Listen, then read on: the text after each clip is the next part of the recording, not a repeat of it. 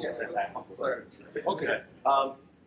Hello everyone. So today we have the speaker, the Yu Zhang from the OpenAI, and the Yu Zhang is actually the one of my kind of very good friend, and also the often sometimes how to say rivals. When I started I first started some kind of study from acoustic modeling of Bayesian stuff, and he had a very great paper about Bayesian stuff later. And after that, we moved to the deep neural network, and then you was always kind of leading this kind of a side, and he especially kind of leading like for example LSTM in acoustic modeling. And the data end-to-end, the speech recognition, and he's kind of in MIT and in Google, a kind of a main person who developed the core technology there. And then I always, again, try to, collaborate and also compete with you. But always, you have more kind of creative ideas and creative kind of the technologies, and then for me, always, the kind of teacher for me. And now that he moved to the OpenAI, and then we could get some information, which is mostly public, right? Not mostly, completely public. Yeah. But discuss about the from HMM era to the GPT-4. Yeah, let's welcome you. Yes. Yeah, thank you. Thank you, Xingji, for the introduction. He's always very humble. My first paper is actually follow Xingji's PhD thesis as a Bayesian evidence framework. Yeah. I use a catchy title called hearing the AGI, but definitely we are far from a model that can be, in terms of speech, that can be as good as human. So I was thinking about what should I talk about today, but because in the last year I was mostly working on GPT-4, and we haven't published the technical report yet, so I can only talk about the public information for that. So I think maybe it's a good time to, since most of my time was in industry lab, so I've been in this field for many years. I think more than 10 years, and I actually there's two revolutions in this field. The first revolution is deep learning into speech, and the second is this time is the LLM into speech. I think I just really want to share some experience, some very personal take, through this journey. That's just a quick. I'm actually starting working on a GMM HMM based ASR, and I still remember when my first internship ended at MSRA, my mentor actually told me, "You should not working on speech. This is a dead field." And he's not cheating. He told me that, and after that he joined Yahoo and working on ads. And after 2 or 3 months, and deep learning came up, and the whole field so I think if you like working on some topic, just stick to it. You would always get something new, and there always some being a talent and new work and came up. And then later I joined MIT and mostly working on ASR, and at Google I'm working on both ASR and TTS, and since I joined OpenAI, I was mostly working on this speech-to-speech model. So just a quick, what is speech recognition? Speech recognition is just you have some speech signal, and you recognize the text. So back to the day. I think this is my second project at MSRA. At that time, we still using GMM HMM to do speech recognition. So basically, you use the Gaussian mixture model to model each individual phonemes, and then you use HMM to get the whole sequence. I have to say, my mentor actually have very good intuition on scaling. By the way, this talk is all about scaling, since it's a popular word. So at that time, we have the largest speech corpus in the world at Microsoft. It's about like 7,000 hours. And we have a very big CPU cluster. And my mentor basically like saying like, why not we just scale up the model? Okay, so how we scale up the model? Scaling up HMM is actually not as straightforward, as like scaling up deep neural networks. So we came up with this idea. Is basically we train many linear transformation. So every speech signal, and you train through, and you let it go through a linear transformation. And if you count the total number of parameters, we actually train a huge model. So the size of this model is actually comparable to the first success deep neural networks in speech recognition. And and apparently it's failed. So if you're looking back, so we have the largest GMM HMM system in the world.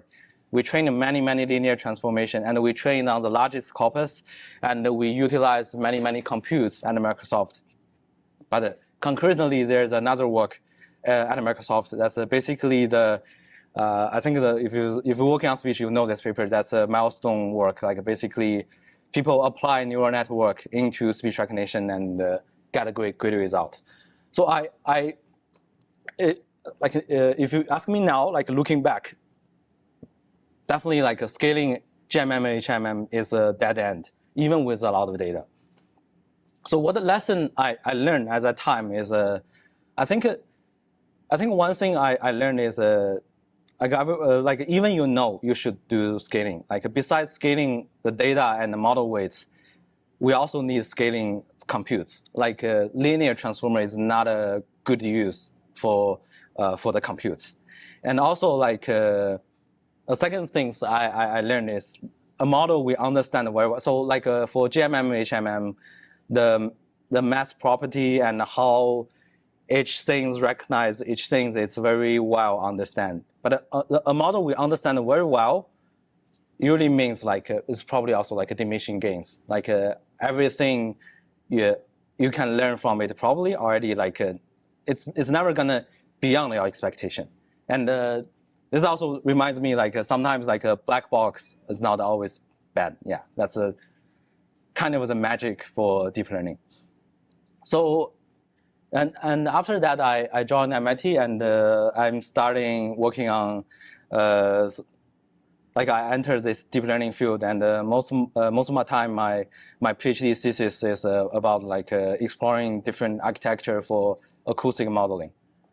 But if you ask me like what is the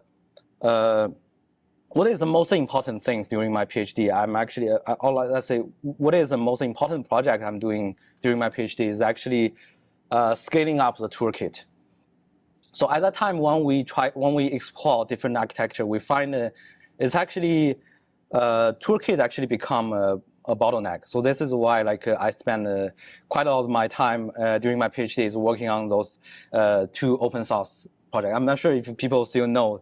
So CNTK is actually even before TensorFlow, and it's like it's lots of engineering effort. I'm still like proud I'm be a founding member for that project, but I have to say there's another dead project I'm working on before. Yeah, but I mean, like, let's look back the design principle. I mean, we still get some good outcomes. Like, it's a first flexible and large scale system to scale up LCM for ASR, and we designed a couple efficient algorithms, and some of them become industry standard for a while, and but like what are we doing good? I think like we successfully scaling up LCM and LCM training for speech recognition, and we invented some new technology, and there are lots of interesting structure being started. But again, so I have a paper at the time called like a highway LCM. That's basically you add a residual connection to LCM. But in the meantime, there's another work called ResNet. It's also in Microsoft. Yeah, I think the thing is like if you're looking back, like what I learned from here is like the original proposal for CNTK is So we imagine this unified framework gonna work for everyone. It's like we think this is gonna be good, and we want this model can be good at anything. Like CNT can even support SVM. But this is like a personal view. Like I think so. Looking back, those like successful research framework, I would say like instead of like you wrote a research framework from scratch based on your imagination, it's better like a good research framework should like either came from a research breakthrough. So for example, if you design a new toolkit it's just very good at a transformer, it's gonna be good. And also like another case is like PyTorch, or like this can grounding to some very popular things. Like so, for example, PyTorch is deeply integrated with Python, and it's very easy to use. Like so back to the day when we designed to CNTK, we want to build an arbitrary neural network, but we don't know what is a good architecture for neural network. And also like we designed a new programming language to do this. It's not either in Python or other popular languages. I think both of this make this like a scaling effort. In the end, it's ended. Yeah. Yeah. So I'm curious. So around that time, I remember there are some library, even like Torch. There's like it's not PyTorch, but it's Lua version of Torch. Right? It's already there. So what's missing in those packages? So at that time, like Lua, Cyano, they don't have native support for RN. I think that's the only thing we did it right. Is when we design CNTK, we want it to be very efficient for LTM, and for recurrent. Like you can hack Cyano, or like at that time like a Torch, like by unrolling the network and train it. Like you still can train it, but like CNTK is when we wrote the library, we wanted it to be very good at doing RN, recurrent neural network. So yeah, and after I graduated and I joined Google, and I actually take that lesson. So I joined a team called Babelfish, and from the team name you can know like the whole mission for this team is building. I think they probably know, like building for speech-to-speech translation, and this time, like I think my manager and the whole team did one thing right. Is we designed a new framework based on TensorFlow. Even TensorFlow is very hard to use. Like we only make this framework good at one thing. That is building sequence-to-sequence space model. So that means like if you want to try some new optimizer, if you want to like came up with completely new framework, this framework not good. But anything, if you can abstract the problem to a sequence problem, this framework is very efficient and very easy to use. So at the peak level, it's like 30% of Google computes is using this framework. So I would say like, take the lesson and we get some good outcomes. And our goal is doing speech-to-speech translation, but quickly we find like before we move to speech-to-speech translation, we first need to let it good at ASR. If the model cannot understand speech, then it cannot do translation. Yeah. So it's about like after some exploration at 2020, like we start to believe it's okay. The scaling again. We start to believe like it's time to scaling up ASR. Architecture-wise, we believe. So we shift from LSTM to transformer. And in Google, we call it a conformer, but it's all like a self-attention based network. And we find like this is also like inspired by the GPT work. Like we find like it seems like after we throw in more parameters, the ASR performance getting better. And in terms of data, then there's a noise fusion training. Basically, you can add many like a weak label and retrain the model, so you can also like train it with much more data. But we find like if you do it for RNT is called like a recurrent neural network transducer. It's pretty much like a sequence-based model. We find like if you do it in a supervised way, by simply scaling up the encoder by 6 times, we didn't observe much benefit. So even like you throwing more data. And later, like we find like at that time, like we made the conclusion pre-training actually the key, and based on this Wave2Vec 2.0 framework, and we combine transformer pre-training and self-training. I'll skip this like details. Finally, we find that like self-supervised can make the model. You can make the model larger, and you can see like a very distant wing from it. So this is the first time we scale up a speech recognition model from 100 million parameter to 1B. So 1B is small nowadays, but like at the time, like it's actually we're quite excited about that, and we use about like 60K hours of data, and and this basically bring the benchmark library speech to a new soda, and this is things I want to talk about more. So, okay, so now I have a question. So what's the kind of a reason that simply scaling the parameter in Performer R&D doesn't work, but using the pre-training fine-tuning with the self-supervised learning? So my intuition at time is like when you when you train it in the sequence based or RNT based, like you kind of restrict the model to the label quality. Like you heavily rely on the because you need label and you need label data. You rely on the label data to like unlock the capability of the model. But when you do unsupervised training, like the model just like learn the internal representation. Yeah, I think I think that's but I'll go back to this point. Okay. Like after you move to GPT, that's another. So it seems like a scaling work again. Yeah. Okay. Yeah.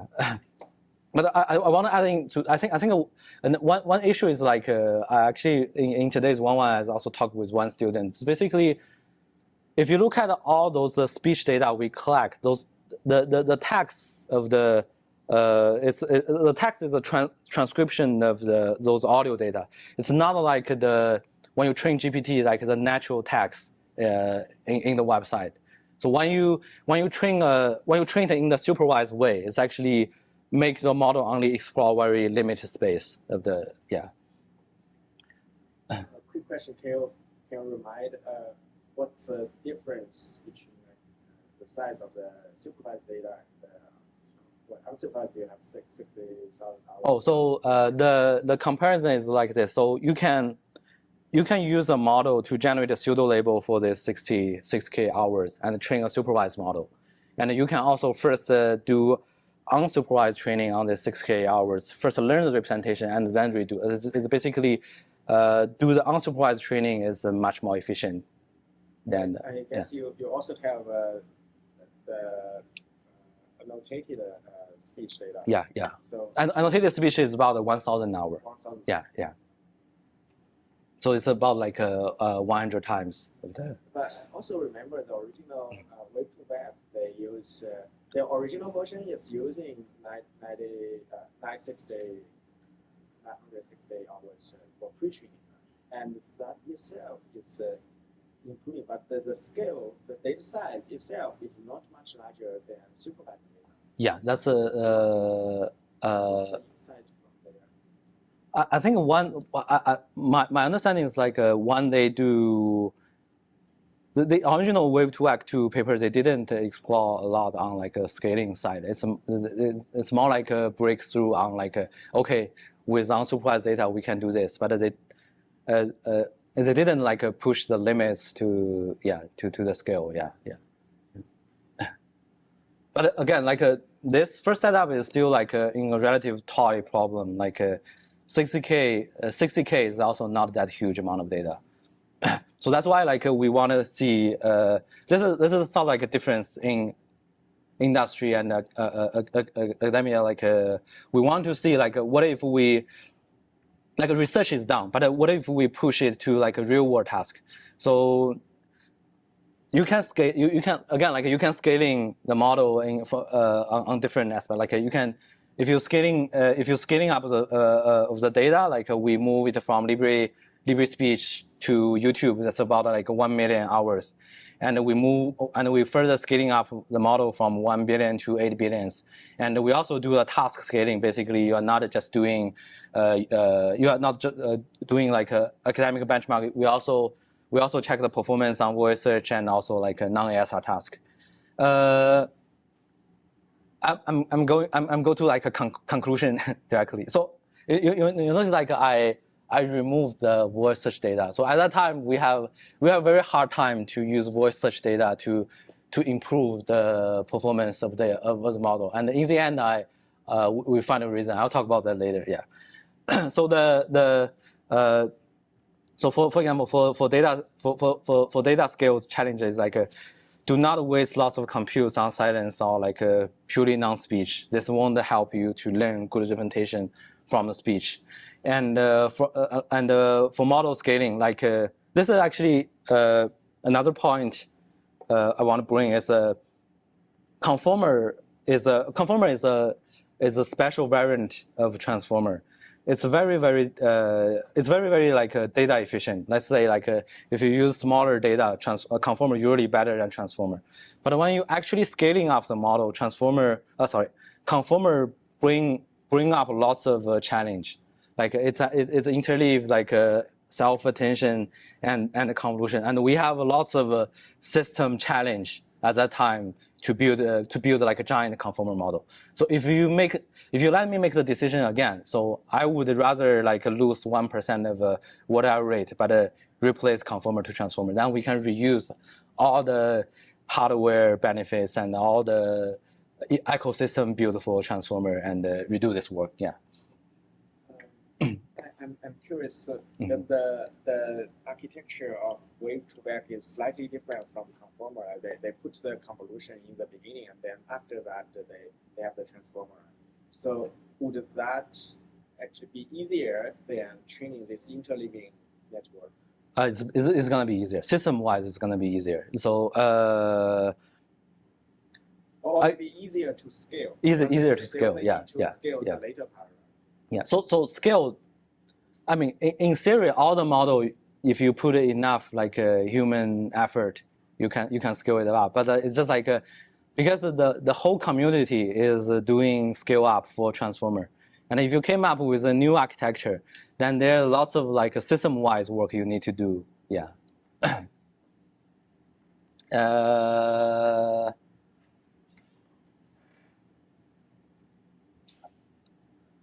This is I'm trying to like zoom in the point I made. Like conformer.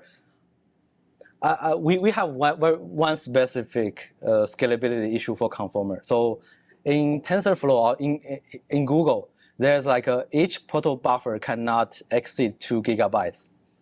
That means like anything you transfer in Google cluster, any model like the prototype, like if you transfer it as a prototype, as a proto, it cannot exceed 2 gigabytes. But the conformer has too many ops. It's very easy to blow up this constraint. And so to scale up conformer, we have to like reinvent lots of view at Google to deal with those things. Yeah. And another thing is like training instability.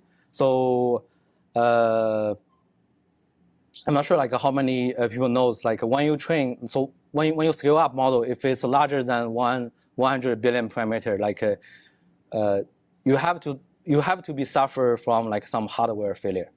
So any gradients, they're gonna have a chance like a flip the sign. And if you're working on smaller model, like it doesn't matter. Like before you hit those arrows, your training already finished. But for any model like it's larger than 100 billion, like it's almost guaranteed you're gonna have such like hardware failure, and you're gonna suddenly see like optimizer. You're gonna suddenly see you have a huge spike from the optimizer, and you need a reliable way to detect those failure and roll back your training. This is actually already a common practice when people train giant model. Yeah. Can you elaborate a bit more about this phenomenon? Mm-hmm. On So let's say let's say when you use a GPU, let's say normally this is some random number. Let's say normally there's like a 0.001% you're gonna have some hardware failure. Basically, when you hardware failure when there's a 1 bit might be reversed, and you should get your gradient should be like a positive sign, but you get a negative sign, and you get a spike in the optimizer. If you train smaller model before you hit those hardware failure, your training already finished, so it doesn't matter. But for large scale training, it's almost guaranteed during this 1 month training you're gonna hit those failure a couple times. Yeah, and you need a reliable way to dig into the optimizer states and find out those failure and roll back your training. And also this actually why lots of very good mathematically very good paper they design new optimizer, they show good property, but it's actually not good for giant model training, because if you ignore the numerical stability, then even it converts very fast, but when you scale up, it's just very hard to make it work in practical. Yeah. Is the sign overflow? Overflow is actually a relatively easy problem. You can know when it's overflow. Yeah, overflow is another issue, but hardware failure is a bigger issue, because it's completely random. You have to set up some benchmark to keep track your optimizer states and to detect those outlier and to find out those hardware failure. Yeah. It's NVIDIA's fault, right? I would say it's a physics fault. Yeah. Physics level, Yeah. 0.001. Oh yeah. I think. But wouldn't that only be from one single step out of many steps? Sorry. Can you say? That hardware that you're talking about. Oh, it's usually. I mean, it happens very rare. It's it happens one step. Sometimes it might affect your training loss. Sometimes not. So that's a tricky thing. But the good thing is that most of the time you can detect those errors on the inside the optimizer. So if you look at the momentum, so for IDM, if you look at the first order, second order momentum, you can find some signal for that. Yeah. But it only happens that one single step. It usually happens one single step, and it may or may not ruin the whole training process. Yeah.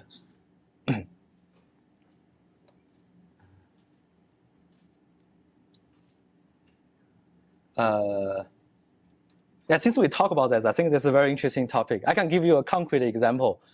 So for example, when you have those bit flip, if it happens to normal dense model training, it's completely fine. Usually it's fine, because it's just 1 bit, and your gradient have some spike, but as the training goes, it's still fine.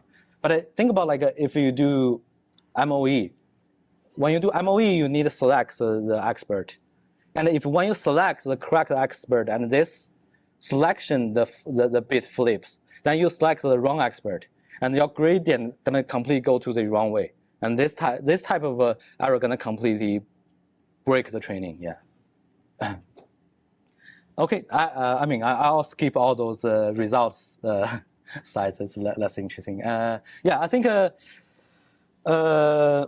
I think some lesson we learn is speech is a more expensive modality to process than text. It's about 10 times more expensive, and we're gonna have so when you scale up speech, you're gonna have some a system challenge, because every text token roughly gonna be 10 speech token, something like that, and I've talked about the conformer and.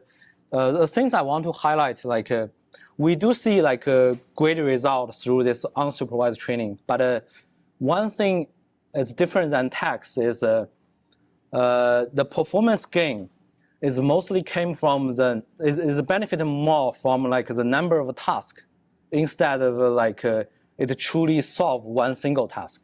So let's say let's use multilingual as an example. It's quickly you would see when you keep throwing more data, English performance is like kind of like a saturate. Like you didn't see more improvement on that. Most of the improvement is simply came from like okay, I can do more language, I can solve like more and more speech tasks. But if let's say I just want to solve like this Hindi translation problem, it seems like there are some bottleneck by simply like scaling this whole stack.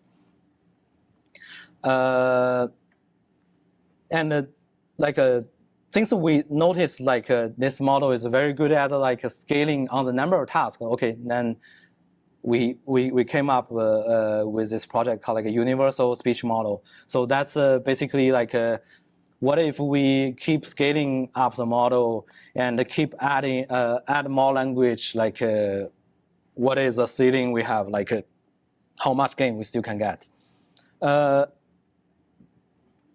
The first issue I've already talked about, like we suffer from like a model data problem. Basically, adding voice search data actually hurt the quality.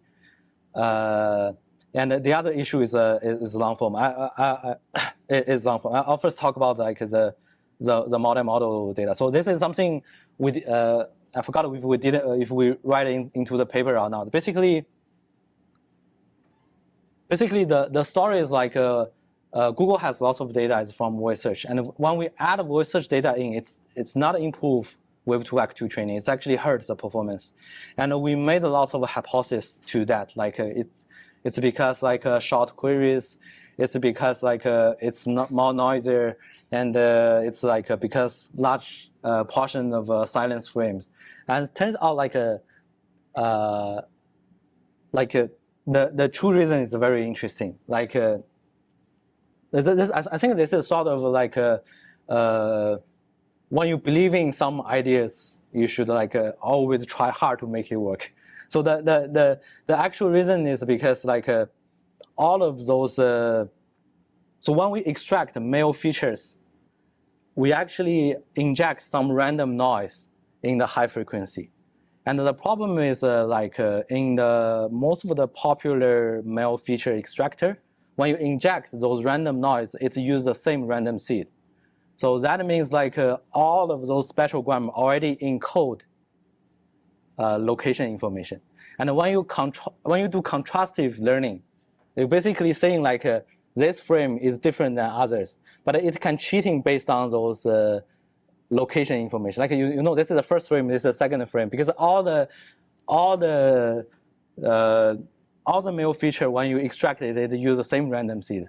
So it has a fixed. It's like your feature is when you do contrastive learning, it's equivalent to like you send the male features in, and you also send the position encoding. And when it do contrastive learning, it only need to look at those position embedding. Yeah, this is very, very tricky. Like after we publish the paper, we find the true reason. Yeah, this is why when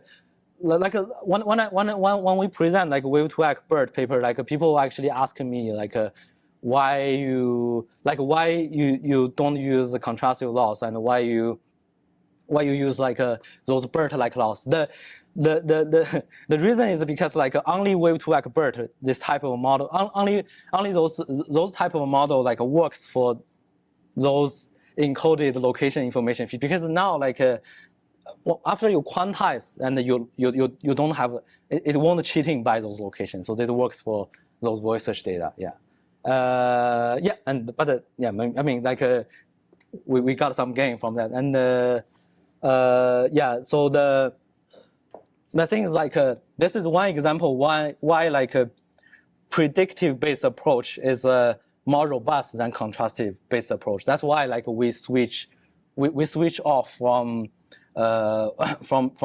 contrastive based like representation learning into Wave 2 Act BERT, because when you collect many data from the internet, you don't know like if it encoded some weird information.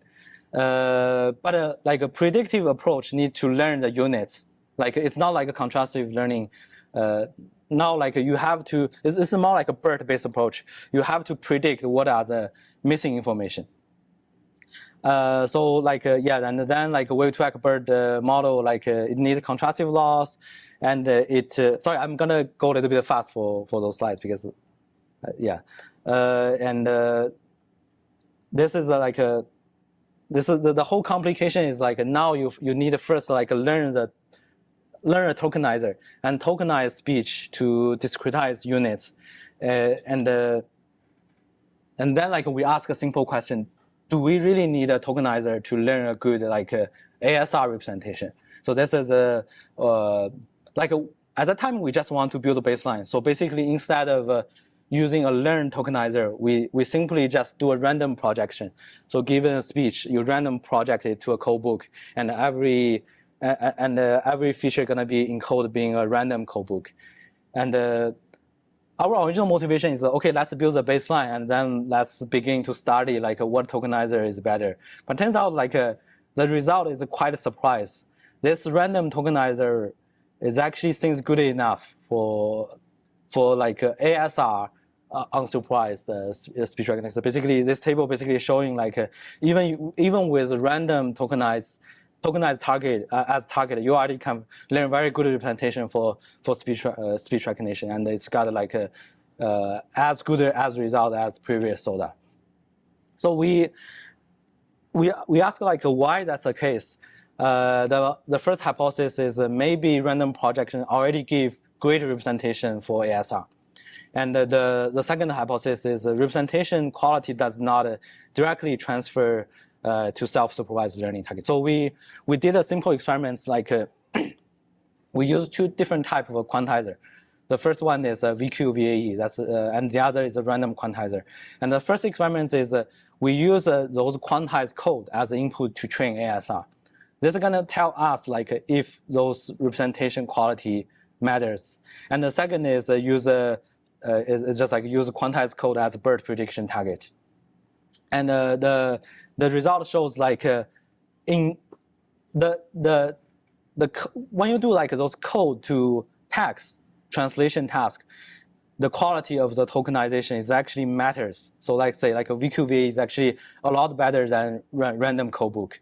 But for when you do like self-supervised learning, when you use it as target, it actually doesn't matter. I think this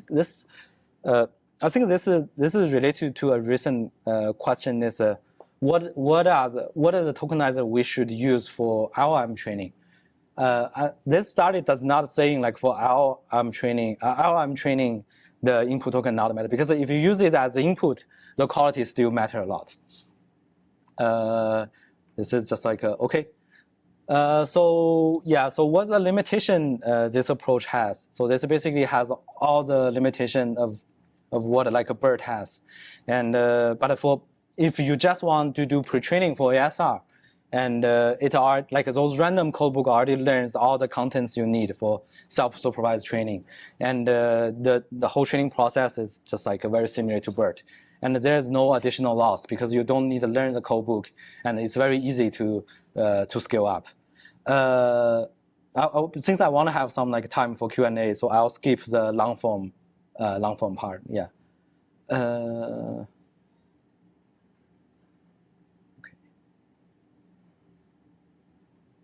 Okay. So after like we train, so in the end, like we train a 2 billion parameter encoder at Google, and I think this is a kind of similar story like the ChatGPT folks. Like basically, we thought it's going to be a very expensive model, and it's going to take us a lot of time to distill the model and actually serving the model. But it turns out that the cost is very, very small. That's basically like replacing this model to current production model. Like it didn't have much additional cost with like this 2 billion encoder. Yeah. So yeah, and let me see. Okay, I wanna like go to this slide. So take one step back. Like what a self-supervised encoder can do. It's a one way to. I mean, it's give you a good way to build ASR and speech translation model with minimal supervision. Like we got a soda performance on ASR, AST in terms of whatever rate and the blue, and we also got a competitive result for other speech understanding tasks. And besides like doing better on understanding task, we also find it's also a very good audio representation. So using those as semantic tokens, like so for example, the audio IM work actually using the USM representation, and later the audio palm work. That's before the notebook LM things. Yeah, but in the meantime, like I also realized like there are lots of things this like pre-trained encoder cannot do. It cannot generate any sounds, and it's hard to capture long-term dependency, and also like this encoder unsupervised training is the model does not really understand like the content like a LLM. So I mean, at that time, like we make the conclusion, like if we keep go this path, like we won't see a GPT momentum for audio. Like to truly make a speech-to-speech model, like we do need something like a next token prediction. We do need like to make a text to help audio. So just make a quick conclusion, like.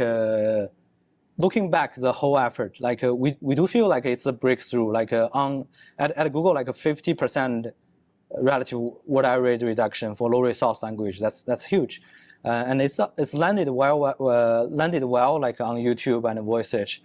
But the problem is like so for example for some low resource language, we can see the word array rate reduced from 50% to 20%.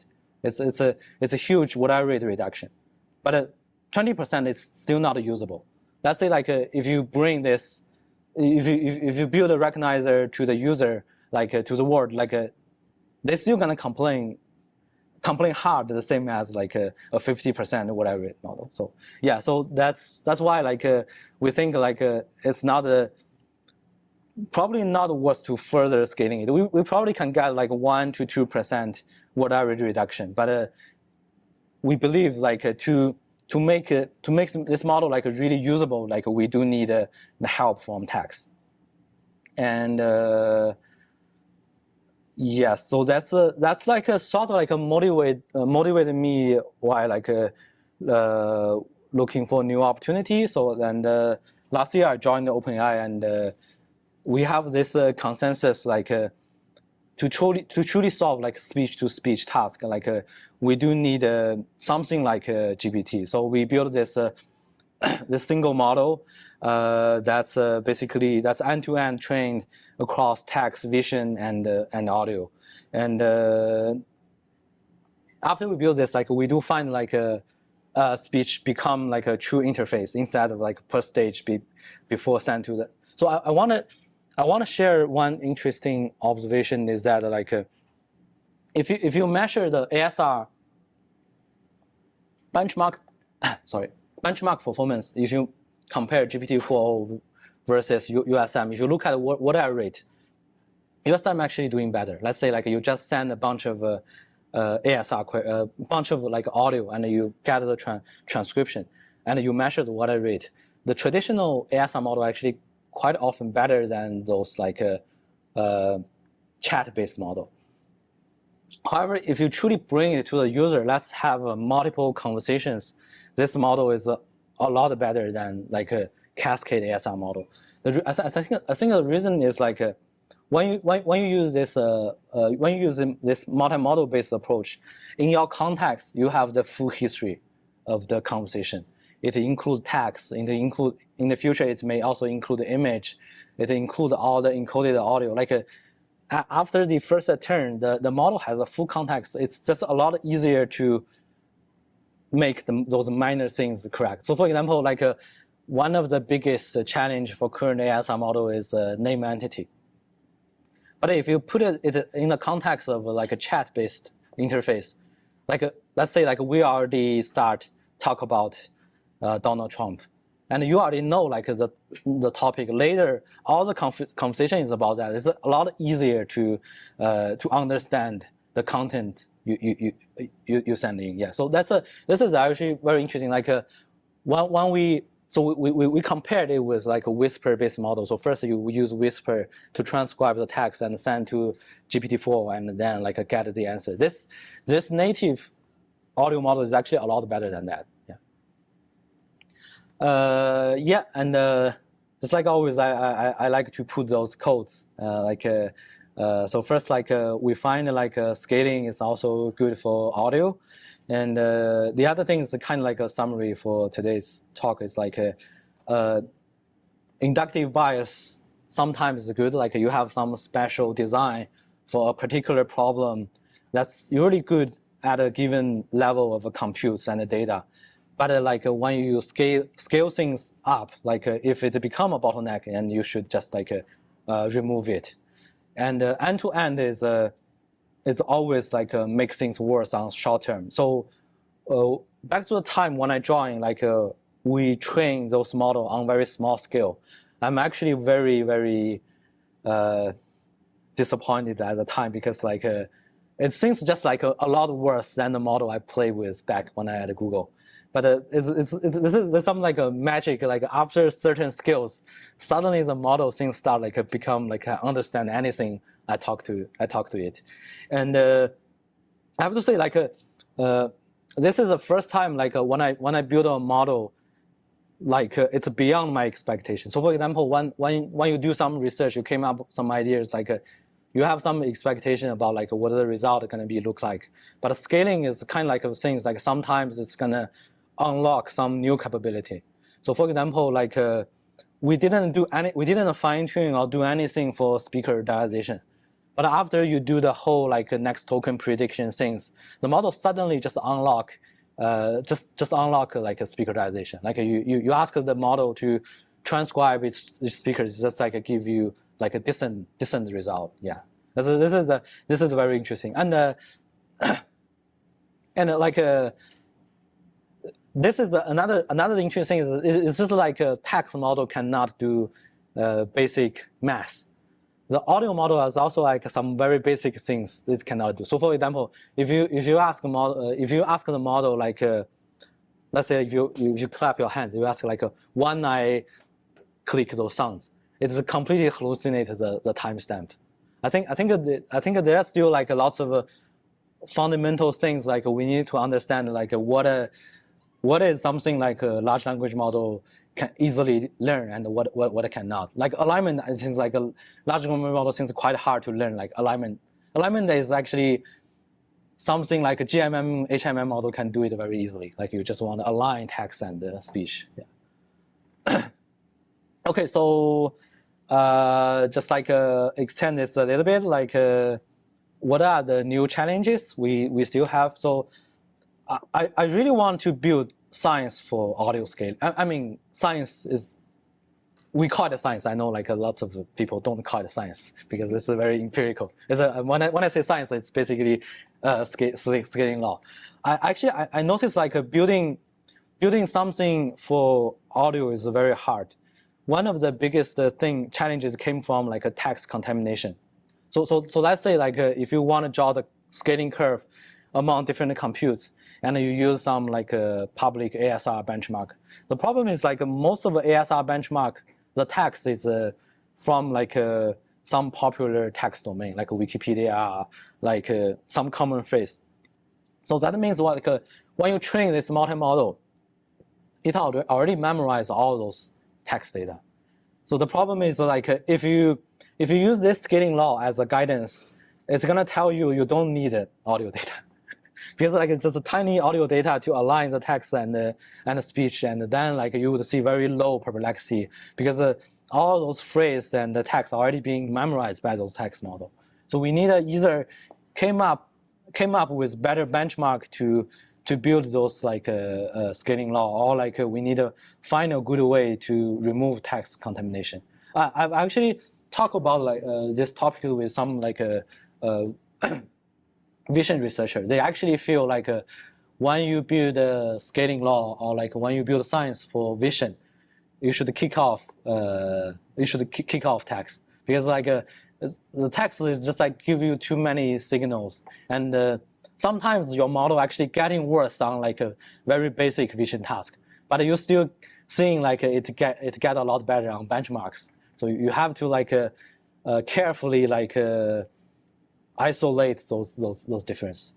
And the second thing is like evaluation is hard. Like I mentioned, like whatever it is good to measure like a single turn interaction. But when you like in the scenario of the whole dialogue, whatever it is not a very good metric. So one study is like we did it before. Is like when whisper came up, it's actually on most of our internal benchmark, whatever rate whisper is worse than like our internal, whatever. Like it's not a little worse, it's a lot worse. But if you send those like side by side to human, they actually prefer whisper transcription. This is actually a very interesting. It's like translation has similar issue. So for example, like you're seeing like a better blue score, but a large language model usually give like a more natural flow for the language, and the user just prefer it. It may not accurate, but like a user just prefer it. Yeah.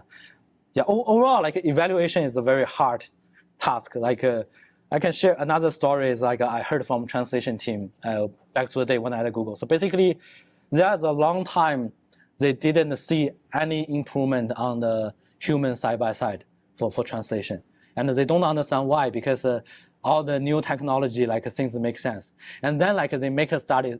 So it turns out the reason is like when people do side by side, they just throw it to Google Translate, and which one is more close to Google Translate, they rate it better. So basically, like at that time, we spent quite a lot of money and doing $1 million of human translation, but we just compare with the old Google Translate system. So, I mean, it's still good. Like you find out it, and they like redesign the whole like human eval pipeline. But I think for like a human dialogue system, we're gonna have similar issues. Yeah. Like people may just like send it to ChatGPT and get the answer. Yeah. And another thing is safety. Like a lot of people talk about safety as like I actually didn't like before. Like when I play with the text model, I feel like it's good. Like it has hallucination, but I never feel like I never feel like safety is like a top thing in my mind.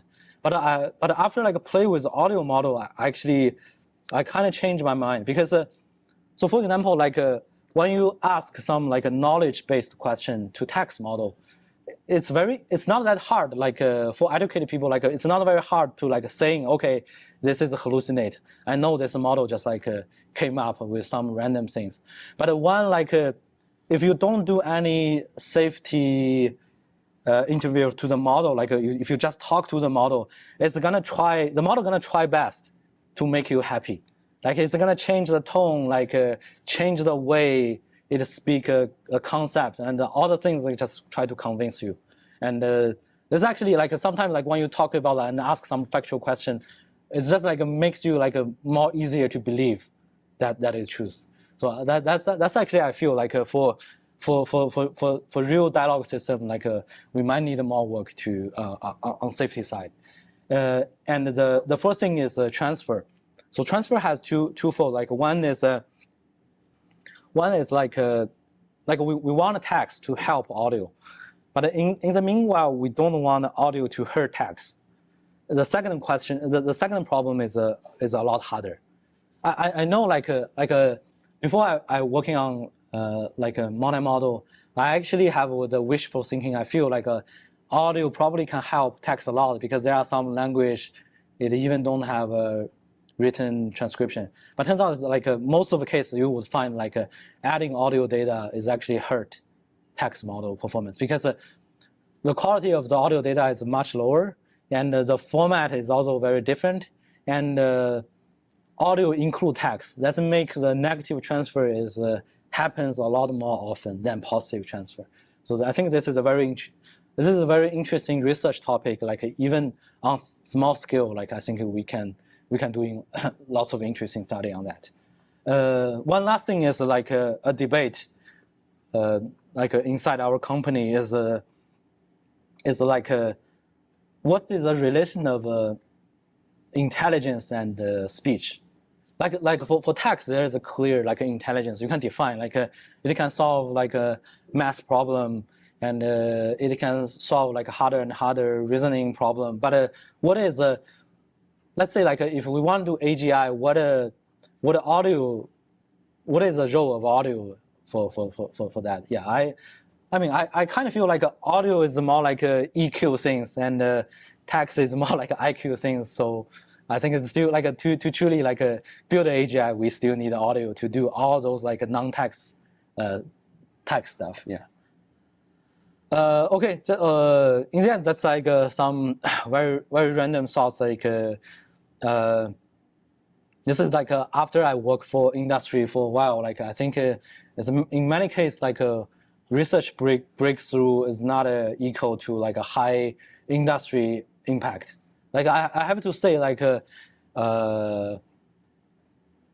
are many very good research work. It didn't like landed well in industry, but it doesn't mean those are not like a research breakthrough. I think we should value both. And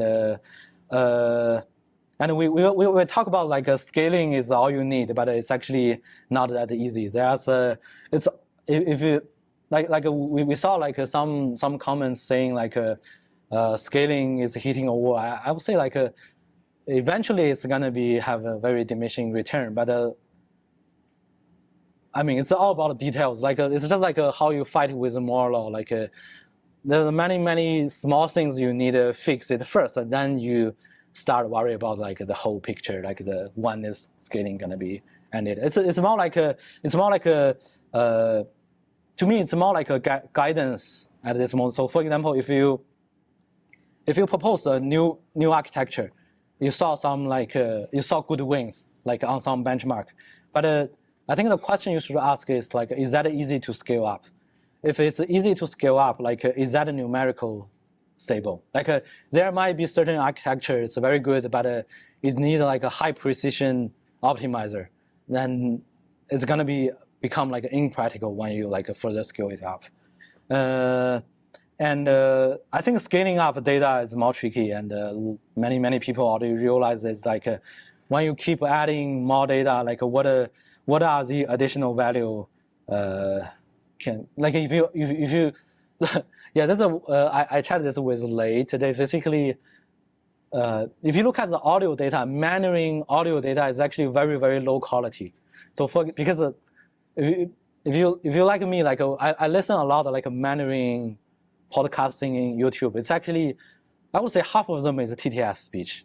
So if you just collect those data, you just like use some like random bad TTS voice to teach your model. And I think as like a ChatGPT, like Gemini, has become more and more popular, we're gonna have more and more garbage content in the data. And yeah.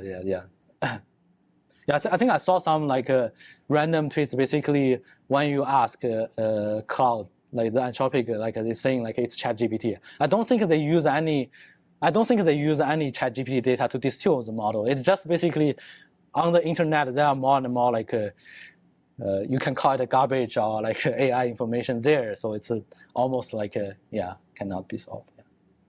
Yeah. Okay, yeah, I'll give like 15 minutes for Q&A. Yeah, thank you.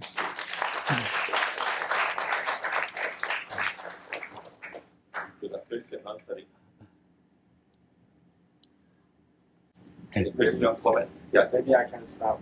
So you talk about scaling, which is great. I feel scaling really requires a lot of engineering effort, which I think we probably miss some of the education here. Well, because we are in LTI, we are not in CSP.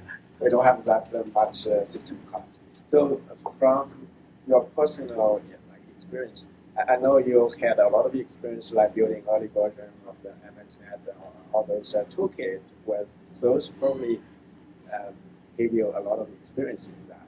But for our students, what's your advice for that? We want to do, we can't really scale to that large scale, but we still want to scale a little bit. What's the required knowledge for us, or skill for us? What we need to do? I think yeah, I mean, I don't have a good answer, right? But I mean, I would say like, as a student, if I'm looking back, I would say like, I think almost like 80% of my time, the things I'm did in my PhD, is not that useful, like in industry. But I don't think it mattered too much. Like, I think I think that's why I feel like building those like a scaling law or like this type of science is important. Like, for industry, it's like it can give some guidance. Like, what are those things like it in small scale? It still can transfer to large scale, and also like I hope like from industry they have the computes and have the hardware, they can bring more like such experiences is like okay, those things like I mean if you follow this format like you do then those like a smaller scale study can be more useful to the large scale, but yeah, I don't think it matters too much. I mean, it does. I still say, I would say like at school, as long as you're doing like hands-on things and you build things, I think nowadays like build things end to end is very important. Like I would say like try to avoid just like modify some config and crack some benchmark. This is gonna be less valuable in the future. But if you yeah, if you like try hard to reproduce some work on some small scale, it's still like a very valuable things to industry. Yeah, I think you have. So you mentioned that the output of Whisper is more preferred by the user. So the question is, how is that evaluated, and then how is that achieved? Sorry, can you say it loud?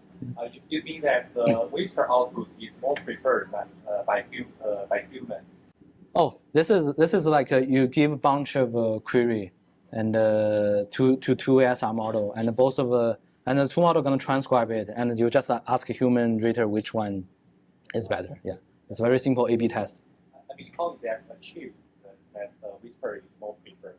Why is that? Oh, I think the reason is like one at Google when we build the model, we are very word error rate driven. So all the things we try to optimize is word error rate, and then we reach the conclusion that is basically you don't need a large decoder.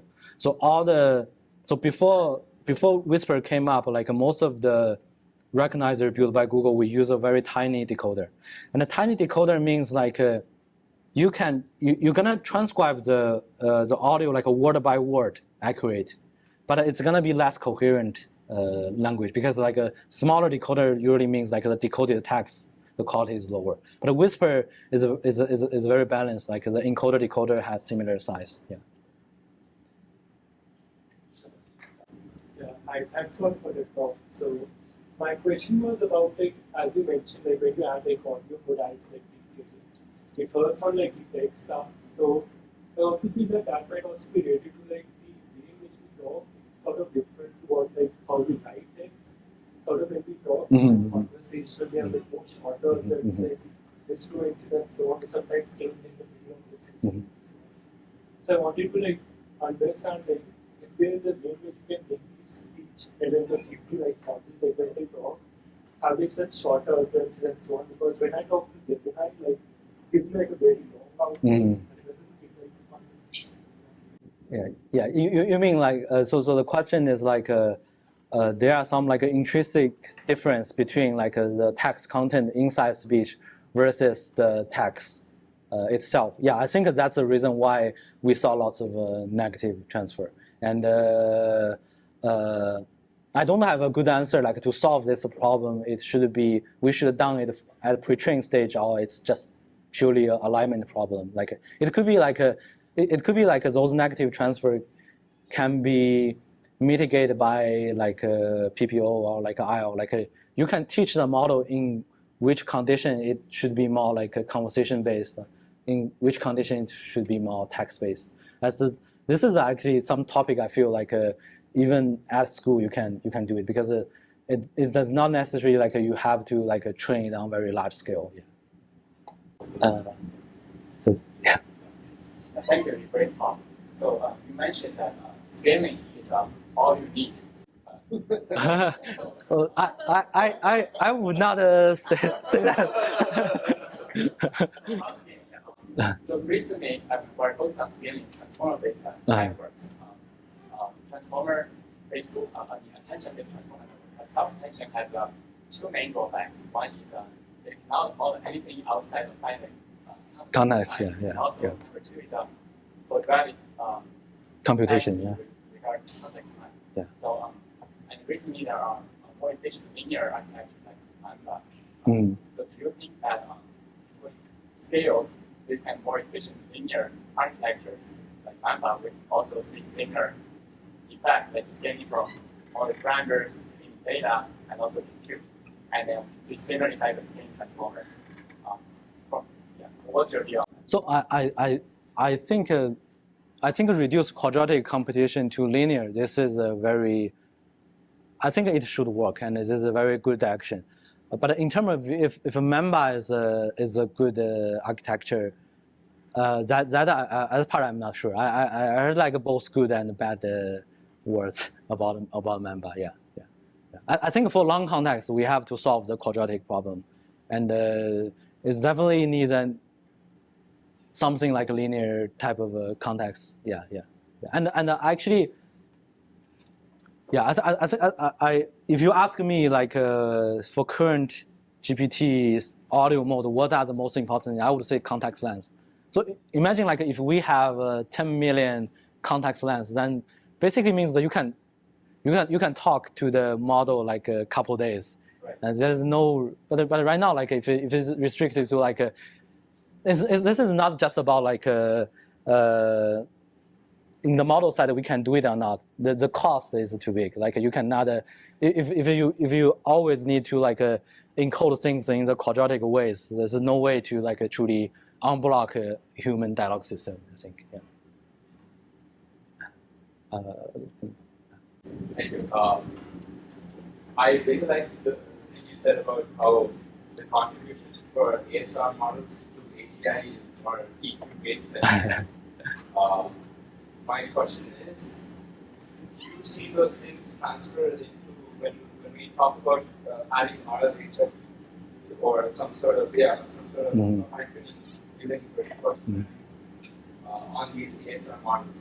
Do you see that contribute differently versus doing it through text models, sensing? I mean, so my personal view is I feel RLHF is more important for audio than text, because I think because like so text like we already know how to do that, and it's not that hard to get like aligned pair data. Like we know like those data are very well aligned with human, but for audio data like those data is hard to get, and if you don't do like if you don't do the alignment stage, the audio model can be anything. Like let's say like one. I want to use one example I have with a student. Basically, like so for example, in a natural conversation, like people may interrupt each other like many times, and the flow is very like unnatural. But in a user assistant scenario, it's gonna be another case. I think this is a purely alignment problem. Like when you do RLHF, what do you want this model behave like, and you should teach the model to do that. And I don't think you should do this in the pre-train stage. I think this is more like how you align with the downstream application. Yeah. I think they write something. Yeah, I think my question was a good point. Like, do you think there's a fundamental difference between the data healing or data injection pipeline steps that are usually applied in text versus like speech? For example, like a text data set which is the same sentence, like one line time would definitely plan to be planned by a operating system. But I think in speech, like the same text being spoken 100 times would be really rich as well as some set of data. Yeah. Especially in terms of fidelity.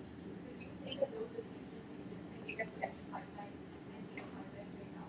So yeah, I've started doing pre-training for a while.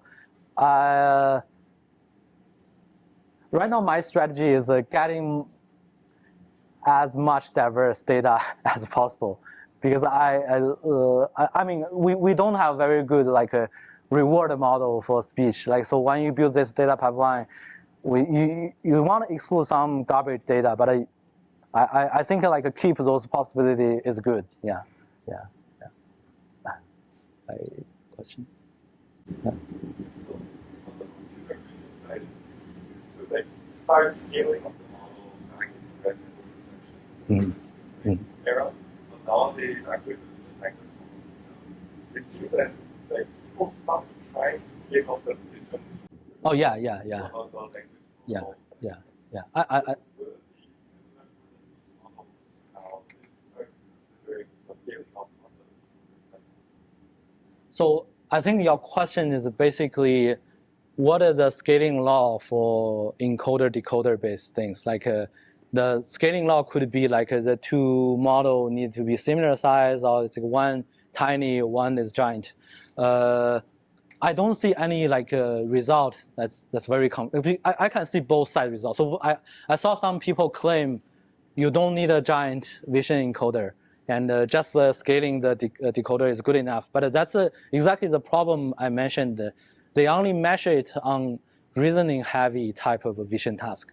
If you ask like if you ask like a QA, let's say like you bar chart reading or like some virtual question, that's definitely like you have a larger text model and it has stronger reasoning capability. It answers those questions better. But if you let's say like you can make another scaling curve. That's basically you just put a bunch of random character in an image and you ask the model to do ACR. I bet larger encoder gonna more efficient on this type of task. So I think that's an open question, but at this moment, it's gonna be like a application decide. So let's say if the downstream things you want to build is more like a virtual QA type of things, I think it's gonna be small encoder and large decoder. But if the downstream task is just like you want to recognize any image, all the content inside it, I think you still need a decent amount of parameter in the encoder side. Otherwise, it's gonna hallucinate a lot by the decoder. I think Jiatong. I have two questions. Like first one is that you mentioned mostly about like the more like objective evaluation versus the like the subjective ones. I'm just interested in how you balance these two in the real like scenario that we are working on those, because like we know like subjective is more important somehow and also more reliable in the case of maturation. So for audio, I mean, in my past year experience, I mostly just rely on my ear and another colleague's ear for subjective. It's exactly the things like some language researchers, they posted as a early stage of when you develop a model, you just play it with a couple turns and you would get a sense what it can be done. We haven't entered the stage is like we cannot tell there is no progress. But I think quickly like we have to like have more and more regular things for them. And another question is more like following up with that. It's like when regarding the usage of this model, especially for the human preference test and so on. And I think for text it might be okay, but for audio is one is that the human preference is also having such diverse scenario like with each of the like annotated and so on. You know, when tracking some of this kind of data, usually we have a quite different range bias corresponding to each of the users and so on. So how do you distinguish this differently? For example, some from the more like a user specific user style or something like that, more like a general style evaluation. I mean, we haven't entered that stage yet, to be honest. So right now, we will mostly rely on like researchers' opinion. Like we feel this type of thing is good. This is sort of like I think that's this is more like we call it like a model behavior question. I think my take is like when you build such like a subject benchmark, you try to focus more on like a fundamental problem. Let's say like the voice quality or prosody, those could be like but in terms of like style, I think this is more like application things. Like I think it's better to like for evaluation. It's better to separate. So let's say like if you have two tags, those tags like exactly the same content. One is you're just adding some like a listing marker. I'm pretty sure like a user gonna prefer the other one. But this is nothing about your basic model capability. So if your job is try to improve the model's capability, we actually should like avoid those variants in the eval. But if your job is like doing like make the model behave better, then you should more focus on the things. Last question. Oh, okay. So in terms of using the language model for speech conversations, I feel like many previous work has been focusing on combining behavior from speech encoding with language model. So I wonder whether it makes sense to also consider combining previous effort on speech generation, let's say maybe like audio LM with language model. So Did you hear the? You also can. Yeah, can you speak a little bit larger? Yeah. So I feel Also like make it a little bit shorter. Sorry about that. Yes. yeah. So in terms of using language model for speech conversation, I feel like previous effort has been focusing on using powerful speech encoding models for encoding and then combining with language model. So I wonder where it also makes sense to combine previous speech generation model like audio and existing language model, so they can collaborate. Oh, you mean you have two Yeah. decoder, one for audio and one for text? Is that what? Yeah. You, Maybe. I would try to. I hope like this is not the future direction because that's gonna make things more complicated. Yeah. I mean, unless like we saw some fundamental issue, otherwise I still prefer. I'm more believing like all modality in and all modality out. Yeah. Okay. Thank you so much, you.